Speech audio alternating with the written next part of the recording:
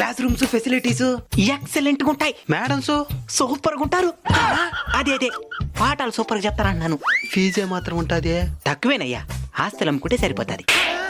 అన్నా ఈ స్కూల్లో చదివిస్తే మా పిల్లలు తప్పకుండా ప్రయోజకులు అవుతారు కదా. ఏందమ్మా ఇంకా నమ్మనంటున్నావు నువ్వు? అంతెందుకో, నేను కూడా ఇదే స్కూల్లో చదివి ఇక్కడే వాచ్మెన్ జాబ్కి సెలెక్ట్ అయినా. నా పిల్లని కూడా ఇక్కడ చదివి లోపల ఆయాగా పనిచేస్తున్నది. రేపు పొద్దున మా మేనేజర్ ఇంకో 2 స్కూల్ కట్టాలన్నాడు. ఏమా మీ పిల్లకాయల టైం బాగుంటే వీళ్ళే వాచ్మెన్లకి సెలెక్ట్ అవ్వచ్చేమా? అబ్బా కుడితే కుట్టినారు కానీ ఒక మాట చెప్పచ్చా? ఏంది? పిల్లలు ప్రయోజకులు అవ్వాలంటే స్కూల్ ఒకటి సరిగ్గా ఉంటే సరిపోదు, తల్లిదండ్రులు కూడా సరిగ్గా ఉండాలా. చాలా మంది పిల్లలు ఇంట్లో భరించి లేకుండా స్కూల్లో దిద్దాని చెప్పి చేస్తున్నారు. స్కూల్లో నుంచి పిల్లకాయలు వచ్చింది వాళ్ళ మాకు సెల్ ఫోన్ కొట్టేదే, వీళ్ళు సీరియల్ చూసుకునేది. పిల్లకాయలు ఇంకెక్కడి నుంచి ప్రయోజకులు అవుతారో అందుకని మా స్కూల్లో జాయిన్ చేయించండి.